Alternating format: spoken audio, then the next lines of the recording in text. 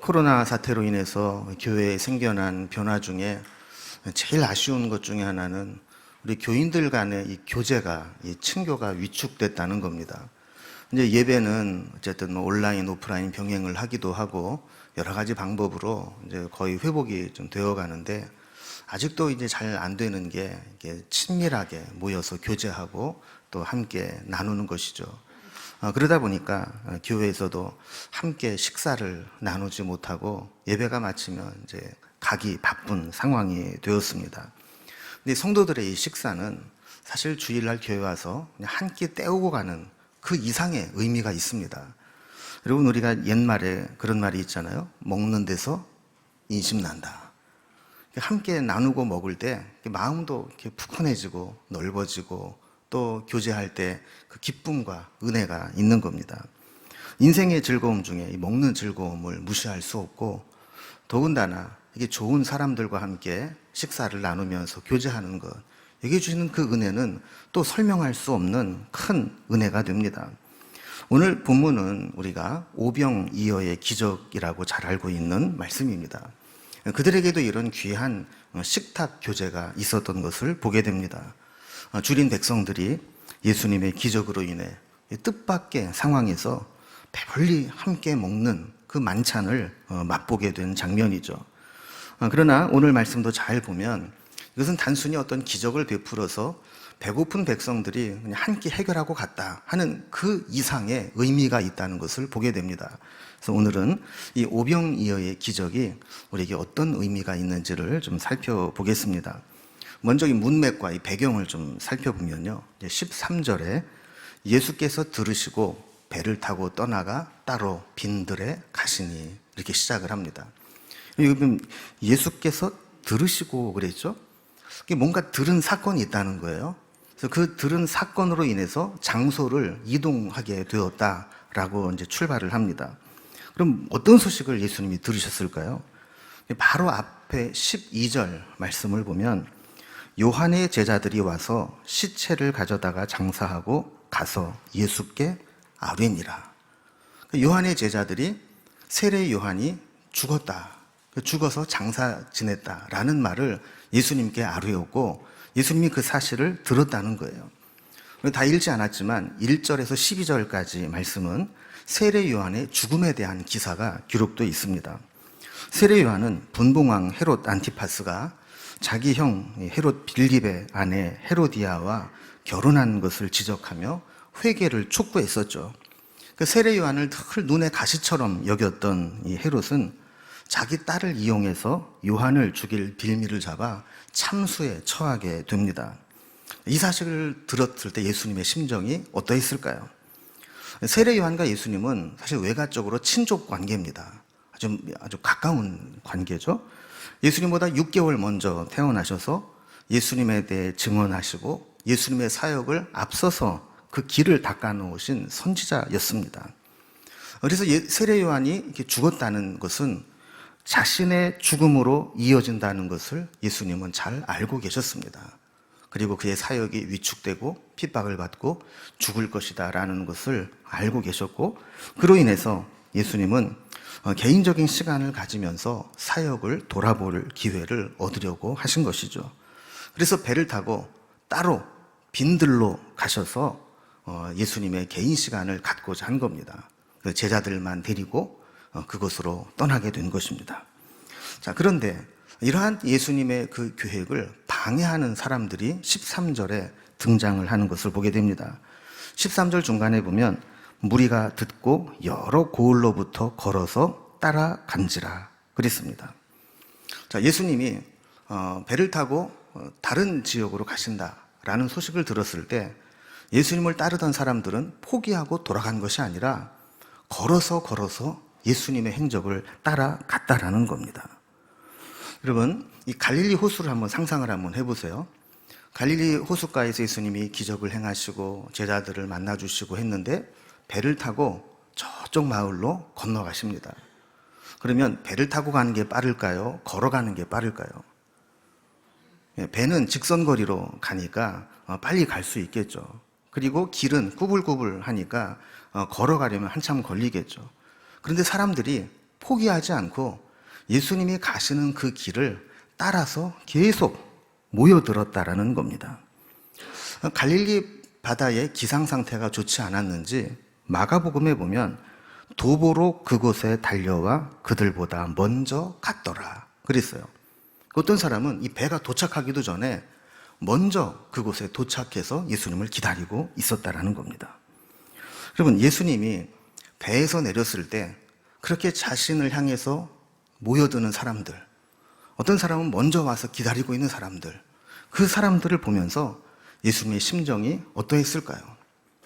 이제 곧 세례 요한처럼 나도 죽을지 모른다, 이런 마음으로 좀 개인적인 시간을 갖고자 배를 타고 따로 왔는데 거기까지 쫓아오면 어떡하겠다는 겁니까? 아마 보통 사람들 같으면 짜증이 났을지 몰라요. 도대체 나를 왜 가만히 안 두는 거야? 이런 마음이 들었을지 모릅니다. 그런데 오늘 본문에 보면 예수님의 반응은 우리의 기대와 생각과 달랐습니다. 14절 말씀을 보면 예수께서 나오사 큰 무리를 보시고 불쌍히 여기사 그 중에 있는 병자를 고쳐주시니라. 여러분, 여기서 중요한 단어가 뭐냐면 불쌍히 여기사라는 겁니다. 그들을 보시면서 불쌍히 여기셨다. 이 불쌍히 여기셨다라는 말은 단순히 참 안 됐네 이렇게 하는 정도가 아니라 그들의 괴로움, 그들의 안타까움, 그들의 갈망, 이것과 같은 마음을 품으셨다라는 거예요. 깊이 공감하셨다라는 겁니다. 그래서 예수님은 그들 가운데 병자를 고쳐주기 시작합니다. 병행 구절인 마가복음에서는 여러 가지로 가르치시더라라고 말씀합니다. 그러니까 예수님을 찾아서 모여든 사람들에게 예수님은 외면치 않으시고 시간을 내어주시면서 하나님의 말씀을 가르쳐 주시고, 그리고 병자들이 있으면 한 사람 한 사람씩 고쳐주셨다라는 겁니다. 그런데 그렇게 하다 보니까 어느덧 시간이 많이 흘러가 버리고 말았습니다. 15절 말씀에 보면 저녁이 되매 제자들이 나와 이르되 이곳은 빈들이요 때도 이미 저물었으니 무리를 보내어 마을에 들어가 먹을 것을 사 먹게 하소서 그랬습니다. 그럼 지금 이 시간쯤 되면 예수님도 피곤하셨을 것이고 또 예수님 역시 식사도 못 하셨을 거예요. 제자들 역시 배고팠을 겁니다. 더 큰 문제는 예수님을 찾아 몰려든 사람들입니다. 제자들 생각에는 이쯤에서 해산시켜야 저들이 돌아갈 것이고 각자 식사를 해결할 수 있지, 더 늦어지면 대책이 없다는 거예요.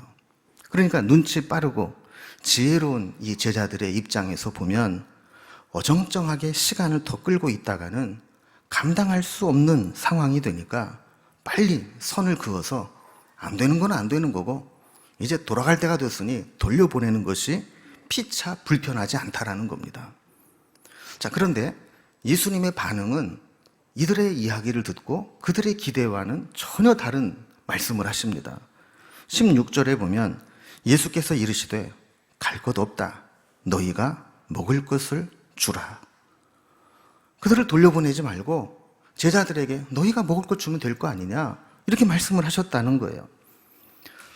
병행구절인 요한복음 6장에 보면 예수님께서 빌립에게 시험하시기 위해 질문하셨다 그러면서 이런 질문을 이야기합니다. 요한복음 6장 5절에 보면 빌립에게 이르시되 우리가 어디서 떡을 사서 이 사람들을 먹이겠느냐 하시니, 이렇게 질문했다는 거예요. 자, 이렇게 사람 많은데 어디서 떡을 사서 이들을 먹이면 좋을까? 이때 빌립이 대답합니다. 6장 7절에 보면 빌립이 대답하되 각 사람으로 조금씩 받게 할지라도 200데나리온의 떡이 부족하리이다 그랬습니다. 그러니까 저들을 배불리 먹이는 건 고사하고 겨우 시장기만 없앨 정도로 그렇게 조금씩 준다 할지라도 200데나리온의 돈이 필요하다는 거예요. 여러분, 한 데나리온은 그 당시에 노동자 하루 품삯이죠. 그럼 그들이 안식일을 제하고 절기를 제하고 비 와서 일 못하고 이런 거 다 빼고 나면 1년 중에 200일 임금은 거의 1년 연봉에 해당되는 큰 돈입니다. 근데 그들에게 그런 돈이 어디 있겠어요? 문제는 돈이 있다 한들 떡을 그 많은 양을 구할 수 있겠느냐 하는 거예요. 오늘 본문 21절에 보면 거기 모인 사람들의 숫자를 명시하고 있습니다. 먹은 사람은 여자와 어린이 외에 5,000명이나 되었더라.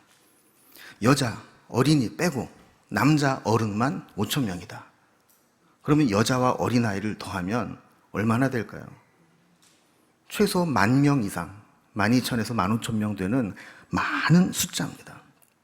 돈이 있다 할지라도 어디에 가서 떡을 사올 수 있는 방법이 없는 상황입니다. 한마디로 불가능한 상황이라는 것이죠. 요한복음에 보면 이때 안드레가 한 아이가 가지고 온 보리떡 5개와 물고기 2마리를 가지고 있다고 이야기하는 장면이 나옵니다. 오늘 본문 17절에서는 이렇게 기록합니다. 제자들이 이르되 여기 우리에게 있는 것은 떡 5개와 물고기 2마리 뿐이니이다. 자, 떡 5개와 물고기 2마리 이것밖에는 없습니다 라고 이야기했을 때 예수님은 뭐라고 말씀하십니까? 그것을 내게 가져오라. 그리고 무리를 잔디 위에 앉히셨다 그래요. 근데 여러분 여기 앉히셨다라는 말 밑에 각주에 보면 그냥 바로 설명을 해주면 좋을 텐데 8장 11절 난하주를 보라 이렇게 돼 있어요. 그래서 8장 11절을 또 찾아가서 그 밑에 해석이 뭐라고 달려있는가를 보니까 기대어 누우려니와 그리고 괄호를 치고 유대인이 음식 먹을 때 가지는 자세 이렇게 주석을 달아놨어요. 자, 그러니까 예수님이 그 모인 사람들에게 잔디에 앉아라 라고 말씀하신 것은 단순히 서 있는 자세에서 앉은 자세로 바꾸라는 게 아니라 음식 먹을 준비를 하라는 이야기입니다. 그러니까 이 말씀 후에는 곧 만찬이 준비되어 있다라는 것이죠. 자, 그리고 마치 성찬식을 거행하듯이 그들이 가지고 온 떡 5개와 물고기 2마리를 가지사 하늘을 우러러 축사하시고 떡을 떼어 제자들에게 주시매 그랬어요. 그럼 성찬식 때 하는 것과 똑같은 형태죠. 자, 20절에 보면 다 배불리 먹고 남은 조각을 12바구니에 차게 거두었으며 그랬습니다. 자, 이렇게 해서 이 빈들에서 저들은 배고픔 가운데 있었지만 주님이 오병이어의 기적을 통해 배불리 먹는 만찬이 일어나게 되었다라는 것이 오늘 본문의 내용입니다. 사실 오늘 본문은 여러 관점에서 다양한 해석을 할 수 있는 여러 주제를 뽑을 수 있는 본문입니다. 그런데 오늘은 그 중에서 예수님이 이 시점에서 이 오병이어의 기적을 베푸신 것이 어떤 의미가 있는가? 가장 중요한 의미가 무엇인가? 이것을 한번 살펴보려고 합니다. 몇 가지로 좀 살펴볼 텐데요. 먼저 첫 번째로 오늘 본문을 통해서 우리에게 주시는 교훈은 주님은 우리를 불쌍히 여기시는 분이라는 거예요. 아까도 제가 그런 말씀 드렸죠. 중요한 단어는 불쌍히 여기사라는 단어다. 그럼 불쌍히 여겼다는 말은 마음이 동했다는 거예요. 마음이 움직였다는 거예요. 상대방과 같이 느끼고 있다는 거예요. 여러분, 우리도 어떤 행동의 변화가 일어나려면 먼저 마음이 움직여야 됩니다. 특히 누군가에게 내 수고와 헌신과 희생의 행동을 일으키려면 그 상대방이 당하는 고통, 그 힘들어하는 상황을 내 것처럼 느끼고 안타까운 마음을 가질 때 내가 그에게 수고하고 도움을 주고 내 것을 희생할 수 있는 행동으로 옮겨지게 되는 것이죠. 자, 주님은 자기를 찾아서 모여온 사람들, 그 사람들을 보시면서 불쌍히 여기셨다 그랬어요. 이 불쌍히 여기시는 마음이 생기니까 예수님도 지금 피곤하고 마음이 곤고하고 편치 않은 상황이었지만 모여든 사람들에게 시간을 내주시고 말씀을 가르치시고 질병을 고쳐주시고 기적을 나타내신 것입니다. 여러분, 하나님의 은혜와 기적은 항상 불쌍히 여기시는 마음에서부터 출발합니다. 하나님이 우리를 생각해 주시고 하나님이 우리를 불쌍히 여겨 주시고 여기부터 하나님의 은혜와 기적은 시작되는 겁니다. 그래서 우리가 기도할 때 가장 중요한 기도의 제목 중에 하나가 하나님, 저를 좀 불쌍히 여겨주세요. 하나님, 지금 제가 이렇게 답답한 가운데 있습니다. 저를 좀 기억해 주세요. 이게 우리의 가장 중요한 기도가 되어야 합니다. 예수님을 따라서 저 멀리 마을로부터 예수님은 배를 타고 오시는데 그 도보로 꾸불꾸불한 그 해변길을 뛰고 걸어서 예수님이 있는 곳에 모여온 그들을 보시면서 예수님은 불쌍히 여기신 겁니다. 여러분, 우리에게도 주님의 은혜가 임하고 주님의 은혜가 나타나기를 원한다면 그렇게 주님을 따르고 주님을 붙잡고 주님을 은혜를 갈망하고 주님께 불쌍히 여김을 받을 수 있어야 합니다. 여러분, 그들을 보면 여러분, 우리 이런 생각을 합니다. 어쩌자고 저렇게 달려오나. 여러분, 요즘 말로 한다면 예수님이 차 타고 출발을 했어요. 그런데 예수님이 떠나가는 것을 보고 우리도 가자. 그게 아니라 예수님 부르면서 그 차를 따라서 뛰어오는 사람들이 있다고 생각을 해보세요. 만약에 사이드미러로 그거를 본다면 어떻게 그냥 가겠습니까? 예수님도 마찬가지였죠. 때로 보면 무모해 보이지만 그렇게 무모하게 따르는 자들을 보시고 예수님은 불쌍히 여기는 마음이 생기는 거예요. 여러분, 때로 우리 아이들에게 그냥 의미 없이 그냥 해본 말로 너 여기 좀 기다리고 있어. 이렇게 하고 우리는 잊어버렸는데 한참 있다 돌아와 보니까 그 아이가 그냥 거기 계속 있다. 그럼 우리는 어떤 마음이 들어요? 바보같이 왜 계속 있는 거야?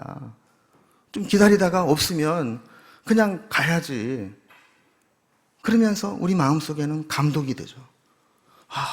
제가 내 말을 저렇게 듣고 무모해 보이지만 저렇게 순진하게 따르고 있구나. 정말 바보같이 나를 믿고 있었구나. 그러면서 그가 원하는 것은 다 해주고 싶은 마음이 드는 겁니다. 여러분, 우리도 때로 주님 앞에 무모하게 보일 정도로 바보처럼 믿음으로 나아갈 때 주님은 우리를 긍휼히 여겨주시고 불쌍히 여겨주시는 겁니다. 여러분, 그런 면에서 보면 믿음은 도전입니다. 다 계산이 나오고 견적이 나와서 하는 게 아니라 하나님의 뜻이다 싶으면 내 계산으로 답이 안 나와도 믿음으로 도전하는 것, 이것이 믿음입니다. 여러분, 우리가 신앙생활할 때 언제가 가장 힘듭니까? 여러분, 신앙생활에서 힘들 때를 한번 돌아보세요. 교회 왔더니 이것도 하고 저것도 하고 일이 너무 많아.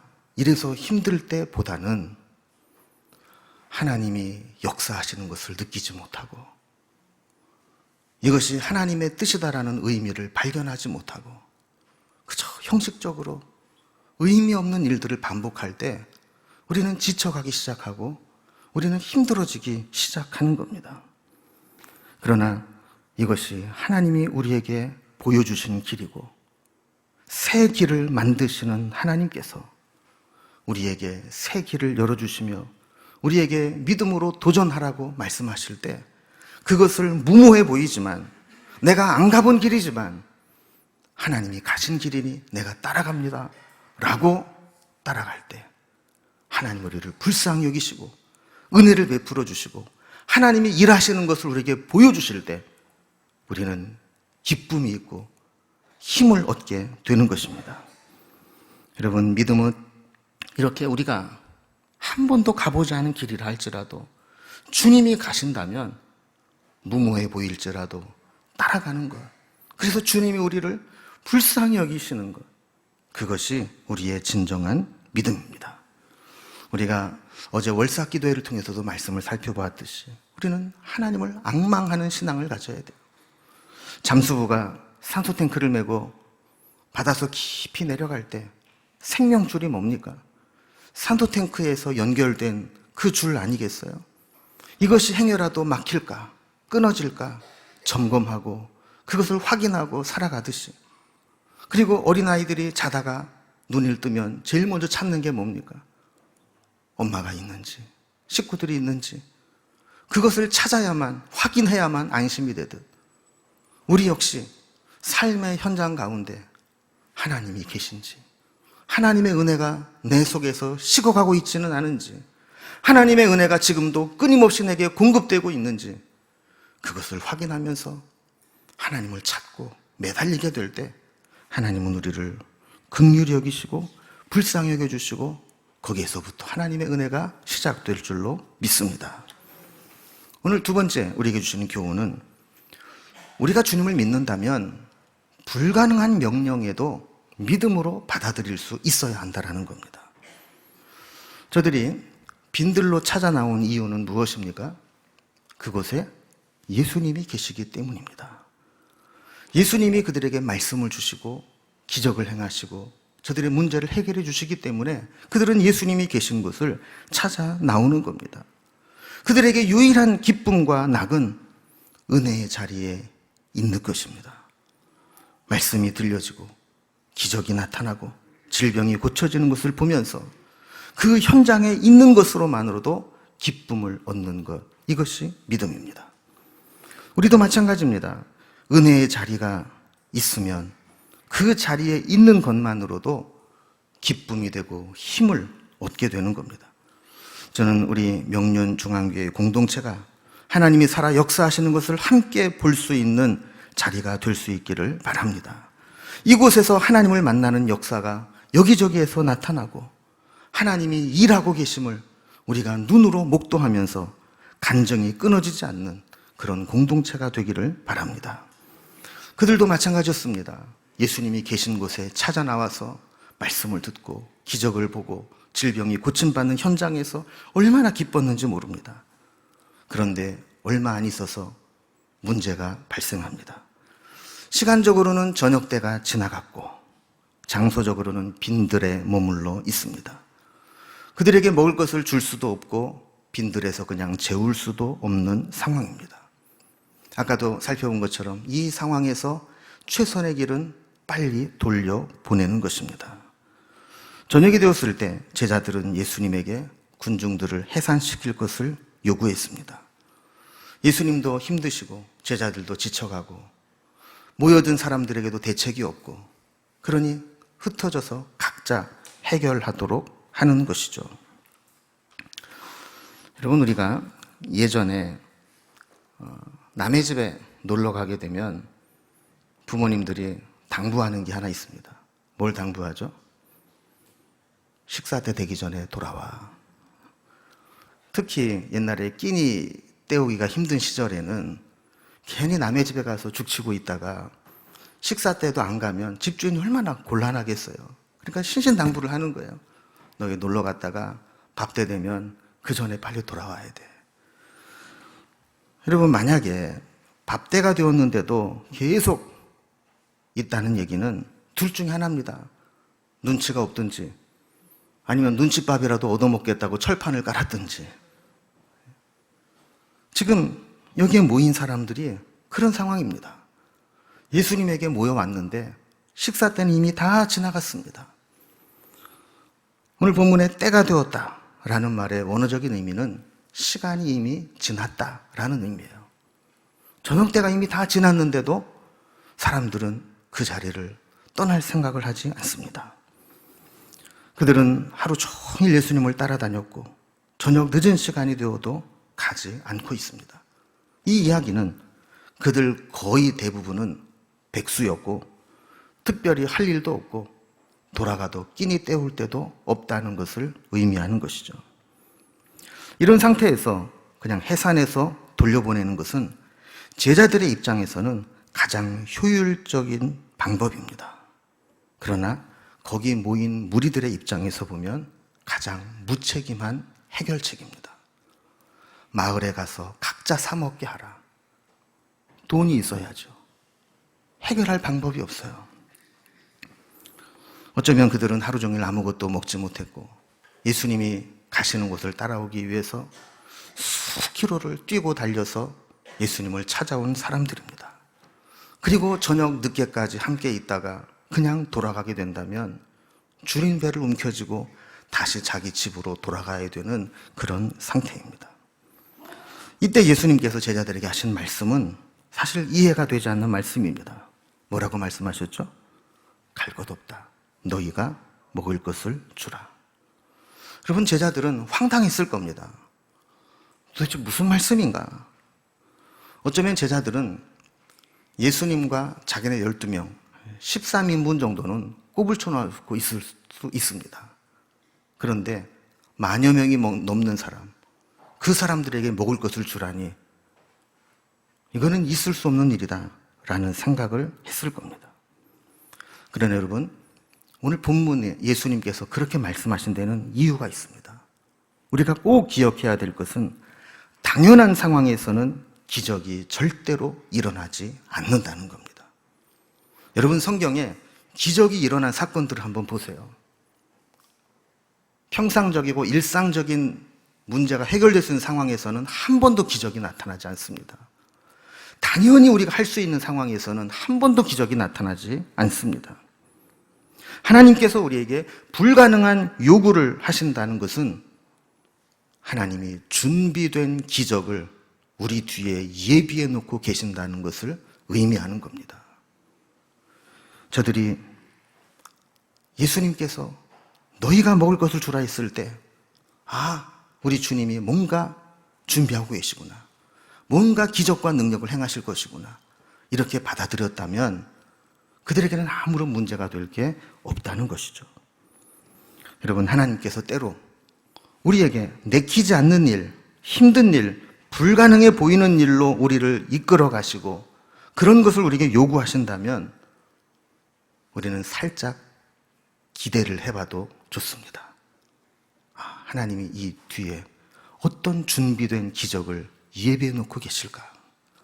하나님이 우리를 이렇게 힘든 길로, 기적이 아니면 살 수 없는 길로 인도하셨다는 얘기는 지금은 보이지 않지만 하나님께서 뭔가 기적을 예비하고 계신다는 사실이다라는 것을 믿어야 된다는 것이죠.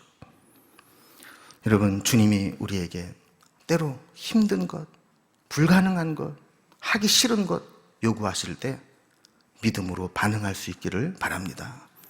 세 번째, 오늘 본문이 주시는 교훈은 주님은 우리에게 믿음의 씨앗을 요구하실 수 있다는 겁니다.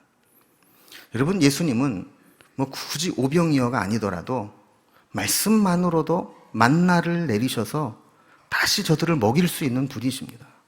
그런데 굳이 너희가 가진 것을 가져오라 말씀하셨어요. 그것을 가져오라 말씀하신 이유가 뭘까요? 주님은 우리에게 우리가 없는 것, 불가능한 헌신을 하라고 말씀하지 않습니다. 너희가 가지고 있는 것, 그것을 가져오라는 거예요. 만약에 그들이 이까짓 거 가지고 뭘 어떻게 하시겠어, 이러고 그냥 포기했다면 이 기적은 나타나지 않았을 겁니다.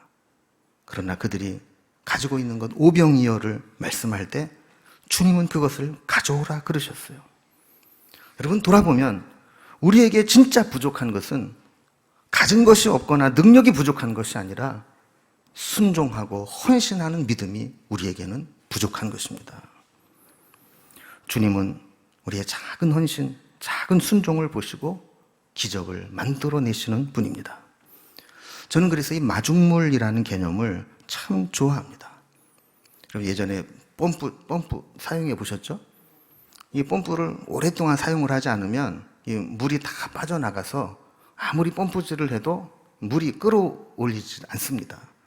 그런데 마중물을 한 바가지 펌프에다 딱 붓고 펌프질을 시작하면 그 물이 이 진공 상태를 만들어서 그걸 펌프질을 할 때 압력으로 밑에 있는 물을 끌어올리게 되죠. 일단 물이 올라오기 시작하면 무제한으로 우리가 펌프질 하는 대로 물이 나오게 됩니다. 처음에 마중물을 불 때는 버리는 것처럼 보일지 모르지만 그 마중물이 들어감으로 인해서 우리는 원하는 물을 원하는 만큼 얻을 수 있게 되는 겁니다. 우리에게 작은 순종, 작은 헌신이 필요할 때 그것을 통해서 하나님은 기적을 나타내시는 분이십니다. 여러분, 한 가지 오해하지 말아야 될 것은 오병이어의 기적은 십시일반이 아닙니다.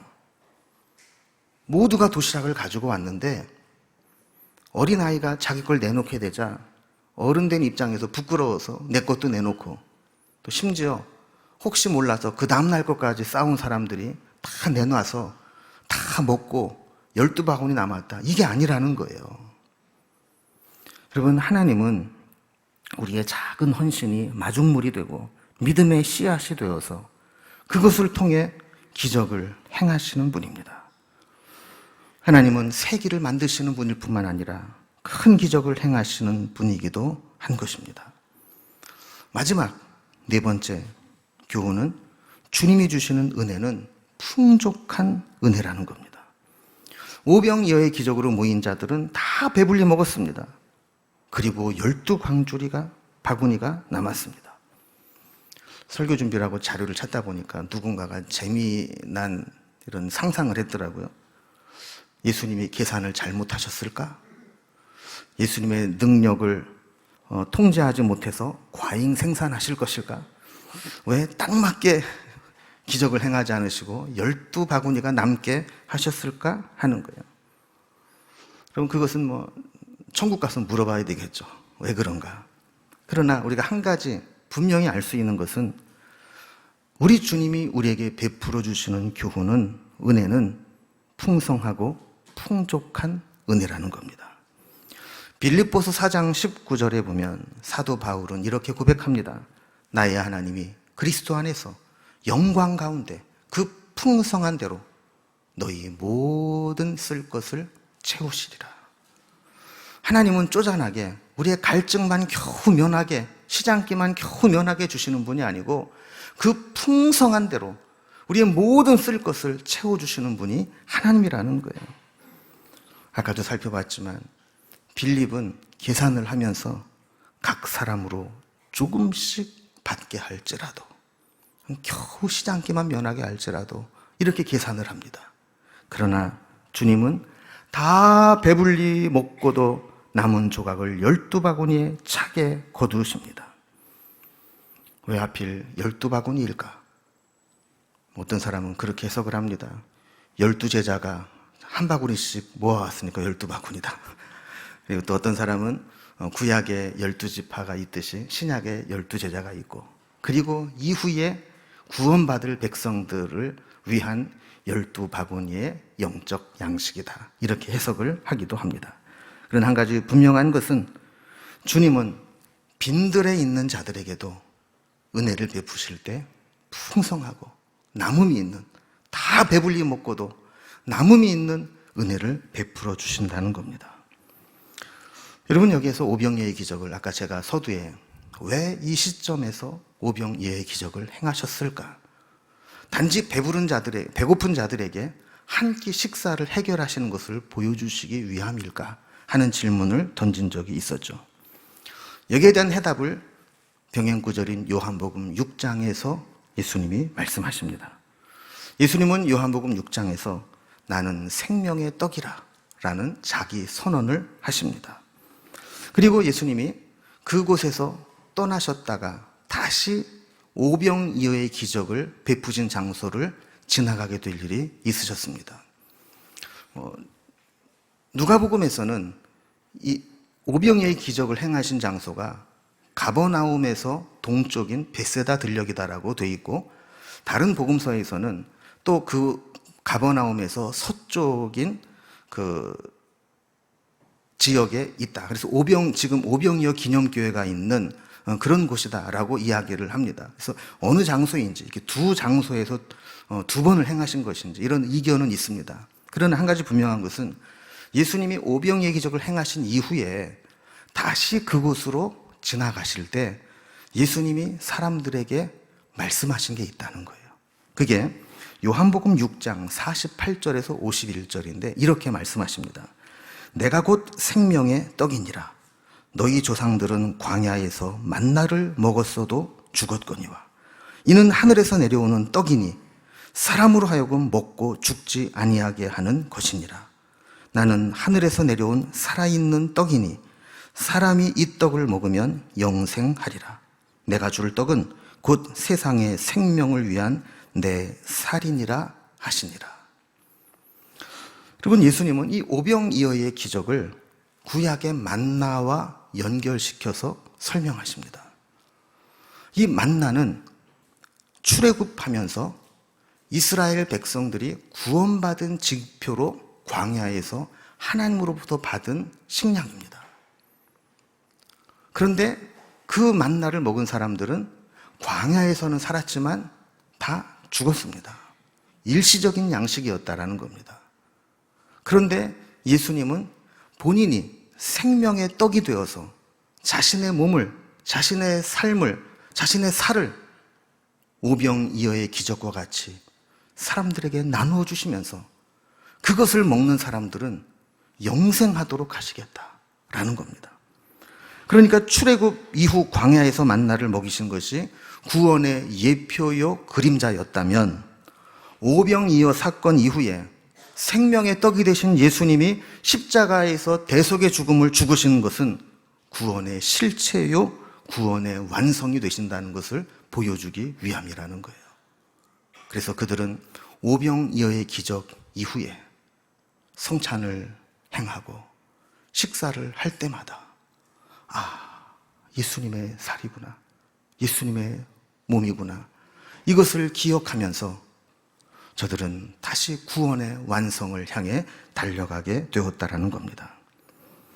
신앙생활을 한다는 것은 하나님께서 예비해 주신 하늘의 풍성한 잔치에 참여한다는 것을 의미하는 것입니다. 그들이 비록 빈들에 있을지라도 주님을 사모함으로 우리가 달려갈 때 하나님 우리를 불쌍히 여기시고 우리에게 불가능한 것을 요구하실 때 우리가 믿음으로 반응한다면 준비된 기적을 우리에게 나타내 주실 것이고, 우리의 있는 것을 드려 헌신하고 순종할 때 하나님은 우리에게 풍족한 은혜를 베풀어 주시고, 궁극적으로 이 사건은 우리를 구원하시고 영생에 이르도록 하시는 하나님의 구원 계획을 나타내시는 징표가 되었다라는 겁니다. 여러분, 오늘 말씀을 통해서 우리에게도 빈들에서 베푸신 풍성한 만찬이 우리의 삶의 현장에서 이어지기를 기원합니다. 그리고 우리가 모이는 이 공동체가 주님을 모신 빈들과 같이, 비록 빈들이라 할지라도 이곳에서 하나님의 은혜가 있고 말씀이 있고 나눔이 있고 풍성함이 있는 그런 공동체가 되기를 주님의 이름으로 축원합니다. 기도하겠습니다. 하나님 아버지, 저들은 빈들이지만 그곳에 주님이 계실 때 무모할 정도로 예수님을 따라갔고 주님의 은혜를 사모했습니다. 주님은 그들을 불쌍히 여기시고 그들에게 은혜를 베풀어 주셨습니다. 그들과 함께했던 제자들에게 저들에게 먹을 것을 주라는 불가능한 명령을 하셨지만 그것은 그 뒤에 준비된 기적이 예비되어 있었고 그 기적을 통해 하나님의 능력을 나타내시는 것을 보게 되었습니다. 그리고 그 과정에서 우리에게 우리가 가진 것, 우리의 적은 것이라도 순종하고 헌신하는 믿음의 씨앗을 요구한다는 사실도 깨닫게 되었습니다. 그렇게 될 때 주님이 풍족한 은혜를 베풀어 주셨던 것과 같이 우리도 우리의 삶의 현장이 빈들에서 주님이 베풀어 주시는 풍성한 그런 만찬이 이루어지게 하여 주시고, 우리가 모이는 이 공동체의 예배가 매번 모일 때마다 빈들에서 주님이 베풀어 주시는 오병이어의 만찬이 일어나는 기적의 사건, 은혜의 사건이 이어지는 장소가 되게 하여 주옵소서. 그래서 우리가 주님이 역사하시는 곳, 은혜 베풀어 주시는 곳, 임재하는 곳, 하나님이 일하시는 것을 함께 지켜보는 것, 그곳에 있음이 얼마나 큰 은혜인가를 평생 바라보며 살아갈 수 있도록 인도해 주옵소서. 예수님의 이름으로 기도드리옵나이다. 아멘.